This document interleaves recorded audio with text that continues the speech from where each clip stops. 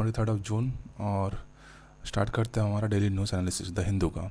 तो इसमें हम वो सारे टॉपिक को देखेंगे जो basically exam point of view से बहुत ज़्यादा इंपॉर्टेंट है।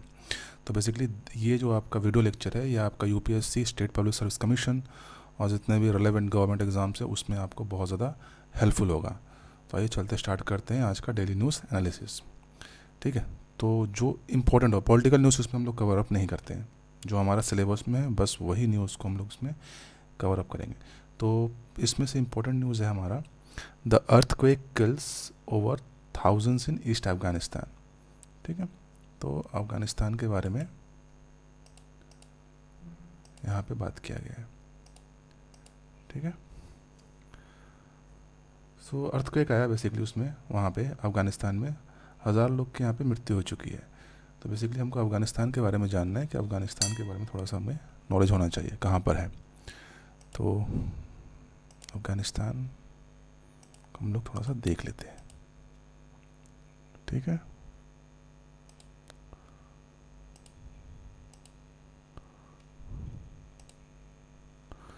अफगानिस्तान, काबुल। ठीक है, तो ये अफगानिस्तान है हमारा, अफगानिस्तान।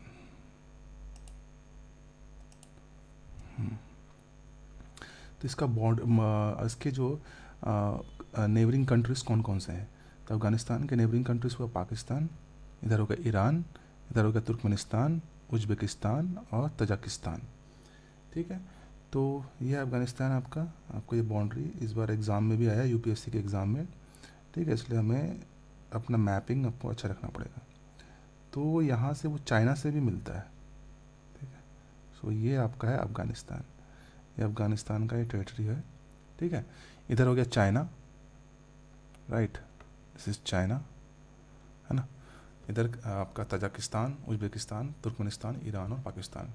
तो पाकिस्तान का कैपिटल हमारा इस्लामाबाद, ईरान का हो गया तेहरान, मैं यहाँ पे लिख देता हूँ तेहरान, तेहरान। ठीक है, तुर्कमेनिस्तान का हो गया अशगाबाद, ASHGABAT, अशगाबाद है। उज्बेकिस्तान का हो गया हमारा ताशकंद। ठीक है, ताशकंद, ताशकंद। तजाकिस्तान का हो गया हमारा दुशानबे, दुशानबे, DUSHNB। ठीक है, अफगानिस्तान का हो गया हमारा काबुल। तो हमें जानना ज़रूरी है कि अफगानिस्तान के आसपास के जो भी नेबरिंग कंट्रीज़ हैं वो हैं, उसके बारे में भी थोड़ा सा हमें आइडिया ले लेना है।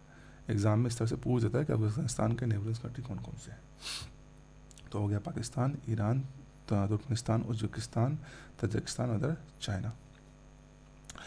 अफगानिस्तान को हम लोग बोलते हैं ग्रेव यार्ड ऑफ एम्पायर्स भी। तो कभी कभी आपको वन लाइनर क्वेश्चंस भी यहाँ से आ जाएगा कि इनमें से किसको ग्रेव यार्ड ऑफ एम्पायर्स बोला जाता है। तो यह अफगानिस्तान। ठीक है, अभी इसका स्टेटस फ़िलहाल में अनरिकॉग्नाइज्ड गवर्नमेंट है। ठीक है, यहाँ पे जो गवर्नमेंट अभी चल रही है अफगानिस्तान में उसको रिकॉग्नाइज़ नहीं किया गया अभी तक यूनाइटेड नेशन के थ्रू। ठीक है, यहाँ के जो अभी सुप्रीम लीडर हैं इनका नाम है हिबतुल्लाह अखुंज़ादा। हिबतुल्लाह अखुंज़ादा अभी यहाँ के सुप्रीम लीडर हैं एट प्रेजेंट। और अफगानिस्तान हाईएस्ट ओपीएम प्रोड्यूसर है। ओपीएम प्रोड्यूसर में अफगानिस्तान सबसे टॉप नंबर पे आता है। तो ये था जो न्यूज़ जिसको हम लोगों ने एनालिसिस कर लिया है। नेक्स्ट इंपॉर्टेंट जो न्यूज़ है हमारा,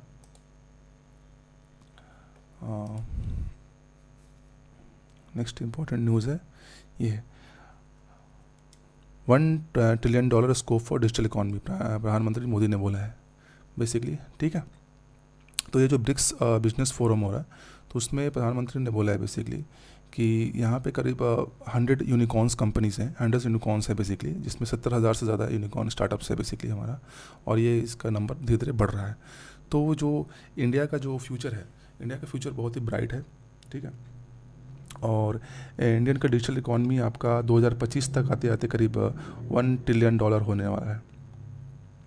ठीक है, तो इसके बारे में प्रधानमंत्री मोदी ने बोला है ब्रिक्स आपका बिजनेस फोरम में। नेक्स्ट है आपका 4 न्यू कोरल्स फाउंड रिकॉर्ड मिले हैं इंडियन वाटर से। ये this is also important news. 4 new corals मिले हैं आपके इंडियन वाटर से। ठीक है, ये बेसिकली कहाँ से मिले आपको, अंडमान और निकोबार। अभी आपको पूछ देगा कि अंडमान और निकोबार आइलैंड है वो कितने डिग्री चैनल से डिवाइड होते हैं। उन दोनों के बीच में एक चैनल है, उसको बोलते हैं हम लोग 10 डिग्री चैनल, है ना, 10 degree channel, 10 degree channel, right, Andaman Nicobar के बीच में।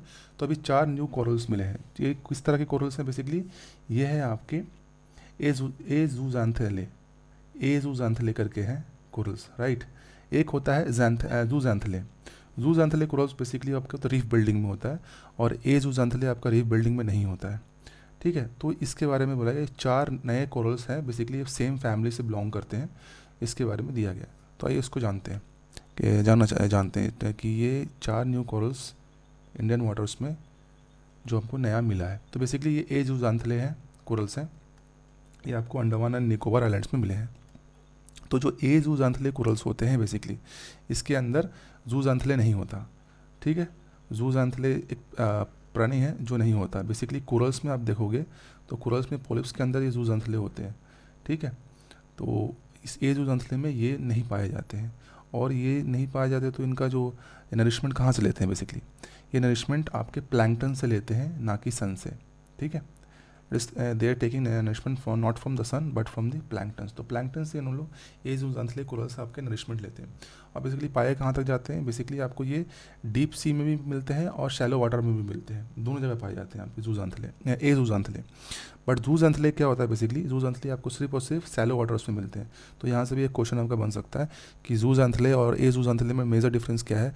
मेजर डिफरेंस यही है कि एजूजांथेले बेसिकली है आपका एक नॉन रीफ बिल्डिंग कोरल्स है, ये रीफ नहीं बनाते हैं। साथ ही साथ ये आपके डीप सी में भी मिलते हैं और शैलो वाटर में मिलते हैं, जबकि जूजांथेले आपका सिर्फ और सिर्फ शैलो वाटर में मिलता है। और जूजांथेले आपका रीफ बिल्डिंग कोरल्स है, एजूजांथेले आपका रीफ बिल्डिंग कोरल्स नहीं है। तो एजूजांथेले किस तरह से अपना नरिशमेंट करता है, प्लैंकटन्स की मदद से। प्लैंकटन्स की मदद से वो अपना नरिशमेंट करता है, सन की मदद से नहीं करता है। और बेसिकली आपको 200 मीटर से लेके 1000 मीटर तक के डीप सी में उसको पाया जाता है, मोस्टली मिलता है। साथ ही शैलो वाटर्स में मिलता है ना। एजूजांथेले को हम लोग नन रीफ बिल्डिंग बोलते हैं। तो ये इंपॉर्टेंट है हमारा कि एजूजांथेले क्या है, आपका नन रीफ बिल्डिंग कोरल्स है। तो अभी जो रिकॉर्ड मिला, मतलब अभी जो इंडियन वाटर जो अंडमान निकोबार में मिला, राइट, तो वो किस फैमिली से बिलोंग करता है बेसिकली, तो फ्लाबेलिडे का फैमिली है, फ्लाबेलिडे फैमिली का नाम है उसका, ठीक है। तो ये है टर्नकाटोफ्लाबेलम कराशियम, ठीक है, टर्नकाटोफ्लाबेलम कराशियम, ये है 4 ऐसे मिले थे। एक है कराशियम, एक है आपका इनक्रूस्टाटम, एक है अकुल्टियम और एक इर्रेगुलरे, ठीक है। तो ये मिले हैं, ये ज़्यादा इतना इंपॉर्टेंट नहीं है। बेसिकली इंपॉर्टेंट है हमारा कि ये जूजांथेले कोरल्स क्या होते हैं बेसिकली, और जूजांथेले में इसमें क्या डिफरेंसेस हैं, ठीक है। और बेसिकली इसके फैमिली किस फैमिली के अंदर मिले, फ्लाबेलिडे, फ्लाबेलिडे, ठीक है, फ्लाबेलिडे।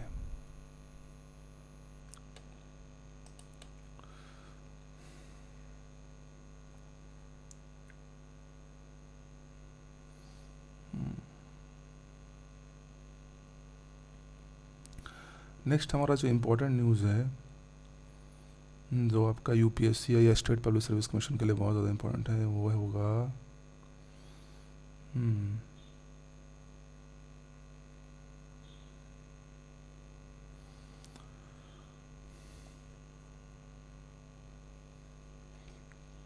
एक प्रोटेस्ट चल रहा है अभी, ठीक है, protest against move to shift proposed heritage park in Manipur.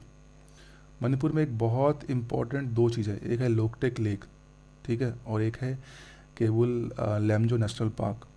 केवुल लैमजो national park जो कि बिशनपुर मणिपुर में पड़ता है, और एक लोकटेक लेक, ये 2 बहुत इंपॉर्टेंट चीज़ है, एग्ज़ाम में बार बार इससे क्वेश्चंस भी आते हैं, ठीक है। तो अभी प्रोटेस्ट चल रहा है इस पर कि जो आपका जो पार्क को थोड़ा सा मूव करने की बात कह रही है, उसके खिलाफ एक प्रोटेस्ट चल रही है, ठीक है। तो हमको बेसिकली जानना है कि ये केवल लैमजो नेशनल पार्क है कहाँ पर, और ये किसके लिए इतना विख्यात है, ठीक है।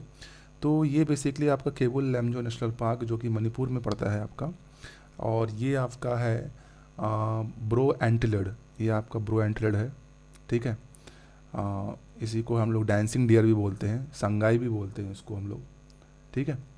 तो ये है बेसिकली आपका, तो तो इसके बारे में थोड़ा सा हम जान लेते हैं कि केबुल लैमजो नेशनल पार्क जो आपकी बिशुनपुर में, तो ये आपका मणिपुर में लोकेट है। ये वर्ल्ड का एकमात्र फ्लोटिंग नेशनल पार्क है। तो यहाँ से एक क्वेश्चन आपका बनता ही बनता है कि केबुल लैमजो नेशनल पार्क अब बिशुनपुर में जो है वर्ल्ड का एकमात्र फ्लोटिंग नेशनल पार्क है, ठीक है। और ये लोकटेक लेक का एक पार्ट है, इंटीग्रल पार्ट है लोकटेक लेक, ठीक है। लोकटेक लेक का इंटीग्रल पार्ट है, फ्रेश वाटर लेक है आपका लोकटेक लेक, ठीक है। और इसका एक इंटीग्रल पार्ट है आपका केबुल लैमजो नेशनल पार्क, और ये एकमात्र वर्ल्ड का एकमात्र फ्लोटिंग नेशनल पार्क है। और यहाँ पे क्या मिलता है हमको, फुमडी, ये भी इंपॉर्टेंट है। फुमडी, फुमडी क्या होता है, फ्लोटिंग डिकम्पोज प्लांट होते हैं बेसिकली फुमडी। यहाँ से भी क्वेश्चन बनता है, फुमडी फ्लोटिंग डिकम्पोज प्लांट है फुमडी, ठीक है। और बेसिकली केबुल लैमजो नेशनल पार्क जो है किस लिए जाना जाता है इतना, केबुल नेशनल पार्क तो फ्लोटिंग नेशनल पार्क है, साथ ही साथ प्रिजर्वेशन कर रहा है किसका, आपका ब्रो एंटेलर डियर, जिसको हम लोग सांगाई बोलते हैं, जिसको एल डियर बोलते हैं, जिसको थैमिन बोलते हैं, और उसी को हम लोग डांसिंग डियर भी बोलते हैं, ठीक है। और ब्रो एंटेलर डियर अभी बेसिकली IUCN में इसको इंडेंजर स्टेटस है, 300 से ज़्यादा, 300 से कम इसके अभी स्पीसी इसके क्या बोलते हैं वाइल्ड लाइफ में है, ठीक है। इनकी संख्या 300 से भी कम हो चुकी है, इसलिए इसका स्टेटस आपका एंडेंजर्ड है, रेड लिस्ट में आता है बेसिकली आपका। तो यहाँ से हम इम्पोर्टेंट न्यूज़ क्या हो गया कि वर्ल्ड का एकमात्र नेशनल फ्लोटिंग पार्क है, नेशनल पार्क है, ठीक है। लोकटेक लेक का इंटीग्रल पार्ट भी है, ठीक है। इसके अंदर पाए आपको फ्लोटिंग डिकम्पोज प्लांट पाए जाते हैं, जिसको बोलते हैं हम लोग फुमडी। इस किसके लिए प्रिजर्वेशन के जाना जाता है, एल डियर, थैमिन, ब्रो एंटलेट ईयर, या सांगाई, या डांसिंग डियर जिसको हम बोल सकते हैं। अभी इसका स्टेटस क्या है, इस एल डियर का स्टेटस क्या है, एंडेंजर्ड स्टेटस में है। केबुल लैमजो नेशनल पार्क बिशुनपुर आपका मणिपुर में पड़ता है, ठीक है। और यहाँ पे लोकटेक लेक भी है, लोकटेक लेक का इंटीग्रल पार्ट है, तो ये लोकटेक लेक नॉर्थ ईस्ट का सबसे बड़ा फ्रेश वाटर लेक है, तो ये भी हो गया। तो ये पूरा का पूरा टॉपिक हमारा कवर अप हो गया।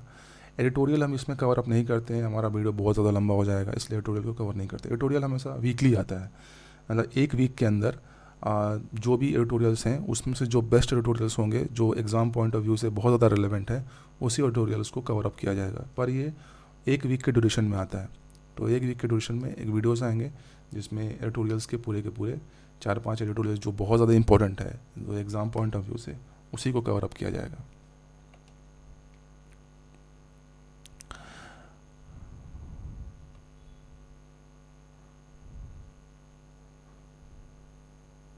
ठीक है। अब यहाँ पे understanding the bird strikes and aviation safety, अभी फ़िलहाल में आप देखोगे कि 2 बार बर्ड स्ट्राइक्स हुआ है, ठीक है। एविएशन इंडस्ट्री में 2 बार आपका प्लेन से 2 बार बर्ड टकराए हैं बेसिकली, तो उसको हमको देखना है।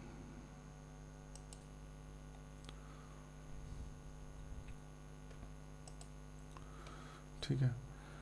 तो जो DGC है उन्होंने एक इंक्वायरी का ऑर्डर दिया है, क्योंकि 2 बार लगातार है ना, एक के बाद एक जो प्लेन आपका बर्ड का स्ट्राइक्स हुआ प्लेन के अंदर, प्लेन के ऊपर, तो उसके लिए DGCA ने, जो हमारा directorate general of civil aviation है, उन्होंने इंक्वायरी का ऑर्डर दे दिया है।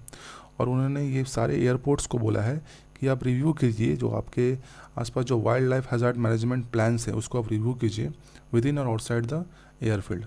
तो उसको रिव्यू करने के लिए उन्होंने ऑर्डर भी दे दिया है।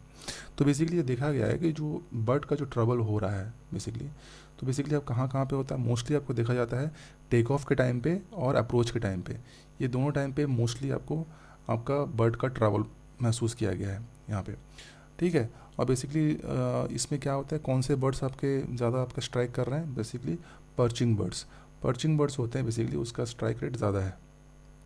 और बेसिकली ये आपके इंजन और विंग को ज़्यादा इफेक्ट करते हैं, ठीक है, इंजन्स और विंग को ज़्यादा इफेक्ट करते हैं, ठीक है। तो इस पर DGCA ने इंक्वायरी के लिए दे दिया है, इस पर इंक्वायरी दे दिया, ठीक है। तो यहाँ तक इसमें ज़्यादा कुछ है नहीं।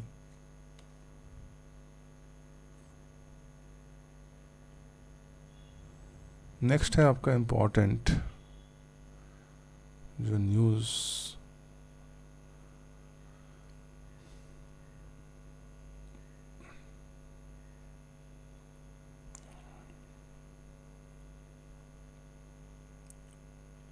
ये बहुत ज़्यादा इम्पोर्टेंट न्यूज़ है, ठीक है।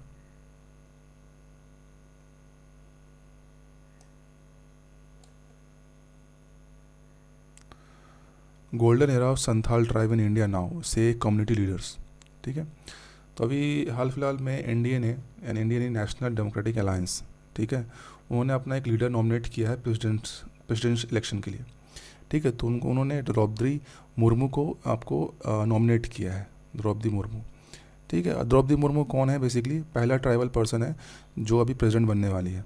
अभी नॉमिनेट किया है, अभी इलेक्शन होगा, उसके बाद अगर वो जीत जाती हैं तो वो इंडिया की पहला ट्राइबल पर्सन बनने वाली है। तो वो संथाल ट्राइब से बिलोंग करती है। तो ये जानते हैं, ये बहुत ज़्यादा इंपॉर्टेंट है हमारे एग्जाम पॉइंट ऑफ व्यू से। ठीक है, तो golden era of Santhal tribes in India now से कम्युनिटी लीडर्स। तो द्रौपदी मुर्मू जो हैं वो पहली ट्राइबल पर्सन बनने वाली है, जो पहली ट्राइबल पर्सन जो प्रेसिडेंट बनने वाली है इंडिया की। ठीक है, और वो बिलोंग करती है किस कम्युनिटी से? संथाल कम्युनिटी से। संथाल कम्युनिटी बेसिकली क्या है? संथाल आपका third largest scheduled tribe community है ना, तीसरा लार्जेस्ट शेड्यूल्ड ट्राइब कम्युनिटी है। पहला है गोंड और फिर भील, है ना, गोंड और भील के बाद आने वाला तीसरा है आपका संथाल। संथाल का पॉपुलेशन अगर आप देखोगे तो सबसे ज़्यादा आपको उड़ीसा में दिखेगा, उड़ीसा, झारखंड और वेस्ट बंगाल, ये 3 जगह पे आपको इनके पॉपुलेशंस आपको दिखेंगे। ठीक है, संथाल के। और बेसिकली शेड्यूल्ड कास्ट और scheduled tribe research training institute के द्वारा संथाल को बोला गया कि संथाल इज़ द संथाल आपके 2 वर्ड से बना हुआ है, संथा और अला। संथा का मतलब होता है काम एंड पीसफुल, और अला का मतलब होता है मैन, यानी कि काम एंड पीसफुल मैन। ठीक है, संथाल का मतलब क्या हो गया? काम एंड पीसफुल मैन। तो यहाँ से भी आपका क्वेश्चंस यहाँ आपके एग्जाम में आ सकता है कि संथाल को संथा और अला बोला जाता है। संथा में से होता है काम एंड पीसफुल, अला का मतलब होता है मैन। संथाल लोग क्या बोलते हैं? संथाली लैंग्वेज बोलते हैं, और उनका स्क्रिप्ट का नाम है ओल चिकी। ओल चिकी उनका स्क्रिप्ट है, जिसको इन्वेंट किया गया है पंडित रघुनाथ मुर्मू के द्वारा। पंडित रघुनाथ मुर्मू ने ओल चिकी स्क्रिप्ट का इन्वेंट किया है, जो कि संथाल स्क्रिप्ट है। ठीक है, और इसको हमारा कॉन्स्टिट्यूशन के 8वें शेड्यूल में भी ऐड किया गया है। ठीक है, तो संथाल ट्राइब के लिए बहुत ही गोल्डन एरा है, बहुत ही सुनहरा आपका ये स्वर्णिम युग जिसको बोल सकते हैं, जिसमें हमारी पहली जो प्रेसिडेंट होने वाली है वो एक ट्राइबल पर्सन होने वाली है, और वो फर्स्ट ट्राइबल पर्सन है द्रौपदी मुर्मू। ठीक है, तो संथाल ट्राइब में, है ना, ये उनके लिए गोल्डन एरा है। ठीक है, नेक्स्ट है हमारा important news, Modi to attend G7 summit in Germany. ठीक है, तो प्राइम मिनिस्टर मोदी हमारा अटेंड करने वाले G7 समिट जो जर्मनी में होने वाला है बेसिकली। तो G7 जो समिट है ये बेसिकली क्यों अटेंड कर, मतलब इसमें क्योंकि India is not a member of G7 summit, India नहीं है। ठीक है, G7 में बेसिकली एडवांस इकॉनमीज आते हैं, एडवांस कंट्री आते हैं, और हमारा तभी डेवलपिंग में फेज में, तो उसमें G7 में नहीं हम लोग हैं। ठीक है, तो एज ए स्पेशल इन्वाइटी के रूप में इंडिया जा रहा है। ठीक है, और बेसिकली G7 जो समिट इस बार का होने वाला जर्मनी में, वो डिस्कस करने वाला है कि जो रशिया के खिलाफ मूव किया जाएगा, क्योंकि रशिया ने यूक्रेन को एनेक्स करने की कोशिश की है अभी, है ना, जो युद्ध चल ही रहा है बेसिकली। तो उसके लिए, है ना, उस G7 समिट में रशिया के खिलाफ नेक्स्ट मूव क्या होगा वो G7 समिट में होगा, और इसमें स्पेशल इन्वाइटी के रूप में आपके पास इंडिया को शामिल किया गया, और इंडिया की तरफ से प्रधानमंत्री मोदी जा रहे हैं शामिल होने वाले। तो थोड़ा सा जान लेते हैं कि G7 समिट है क्या actually. G7 summit basically group of 7 countries है ना। G7 का मतलब ही होता है 7 कंट्रीज, ग्रुप ऑफ 7 कंट्रीज। तो इसमें US हो गया, UK, France, Japan, Germany, Italy और कनाडा, ये सारे के सारे एडवांस इकॉनमीज है, एडवांस कंट्रीज हैं। ठीक है, प्लस यूरोपियन यूनियन भी आता है इसके साथ, है ना। US, UK, France, Japan, Germany, Italy, Canada, ये 7 हो गए, प्लस यूरोपियन यूनियन को भी G7 में डाला गया। ठीक है, शुरुआत हुआ था यहाँ पे, फाउंडेड कहाँ पे हुआ था? वाशिंगटन DC में फाउंडेड हुआ था। कहाँ पे हुआ था? वाशिंगटन DC में। उस समय इसका नाम था क्या था? Library group. ठीक है, as a library group. G7 में रशिया उसका पार्ट था। ठीक है, Russia was a part of G7, तब इसको हम लोग G8 बोलते थे। लेकिन जब रशिया ने क्राइमिया पे एनेक्स करने की कोशिश की, क्राइमिया को एनेक्स कर लिया, तो रशियन को सस्पेंड कर दिया गया। ठीक है, G7 से। जब रशिया ने क्राइमिया पे एनेक्स किया तो रशिया को G7 से सस्पेंड कर दिया गया। लेटर बाद में रशिया ने खुद ही अनाउंस कर दिया कि उसने वहाँ से G7 से उसका परमानेंट डिपार्चर हो गया। ठीक है, रशिया ने खुद ही छोड़ दिया G7 को, उन्हें सस्पेंड कर दिया रशिया को, उसके बाद रशिया ने खुद ही उसको G7 को 2017 में छोड़ दिया। इंडिया अटेंड करने वाला G7 समिट, यह उसका 48वां समिट है G7 का। इस बार जो प्रधानमंत्री मोदी अटेंड करने वाले हैं वो कौन सा है, 48वां आपका समिट होने वाला है जर्मनी में एज ए स्पेशल इन्वाइटी। ठीक है, अभी इंडिया उसका पार्ट नहीं है, लेकिन इन्वाइटी के रूप में अटेंड कर सकता है। ठीक है, तो ये यहाँ पे आपका ये आपका न्यूज़ कवर अप हो जाता है। नेक्स्ट इम्पॉर्टेंट है आपका न्यूज़,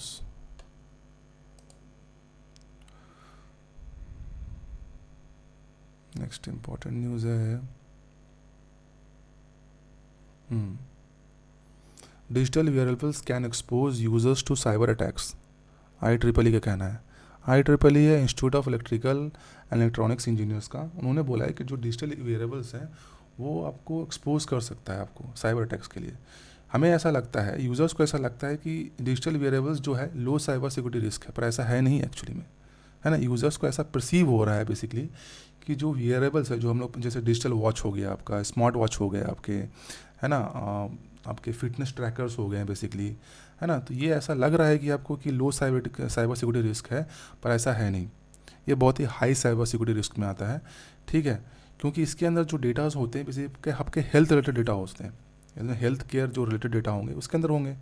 अभी साइबर अटैक्स क्या कर सकता है, इसको इसमें से आपके एक वैल्यूबल इन्फॉर्मेशन को ले सकता है। जैसे आपका बर्थडे हो गया, आपका ईमेल एड्रेस हो गया, या लॉगिन इन्फॉर्मेशंस हो गए, आपके हेल्थ रिलेटेड जो भी इन्फॉर्मेशन हो गए, इससे क्या कर सकता है बेसिकली आपको, इससे आपको थेफ्ट पर्पसेस के लिए, है ना, आपको यूज़ कर सकते हैं, साइबर अटैक्स कर सकते हैं आपके लिए। तो ऐसा बोला जा रहा है कि डिजिटल जो वेयरेबल्स हैं वो आपके साइबर अटैक्स के लिए बहुत ज़्यादा ये है ना, इससे बहुत ज़्यादा साइबर अटैक्स होने के चांसेस हैं। और इंडिया क्या हो रहा है, इंडिया में अभी कुछ वर्षों से क्या हो रहा है, हम लोग बहुत ज़्यादा डिजिटल वेयरेबल्स को अडॉप्ट कर रहे हैं, है ना, ऐसा देखा जा रहा है। तो इंडिया के लिए एक समस्या क्रिएट हो सकता है साइबर अटैक्स के रूप में, आगे जाके इंडिया के लिए एक साइबर अटैक्स के रूप में समस्या क्रिएट हो सकता है। अब इसको किस तरह से इसको हैंडल करना है वो आगे जाके देखा जाएगा। ठीक है, तो अभी फ़िलहाल के लिए कि यही है कि digital wearables can expose user to cyber attacks, ऐसा ये रिपोर्ट में गया। तो आज के लिए न्यूज़ आई थिंक यहीं तक है। और कोई इम्पोर्टेंट न्यूज़ नहीं है। ठीक है, तो इस चैनल को ज़्यादा से ज़्यादा लोगों तक शेयर कीजिए, राइट, लाइक कीजिए, सब्सक्राइब कीजिए, और आज के लिए बस इतना ही। ओके, थैंक यू, जय हिंद।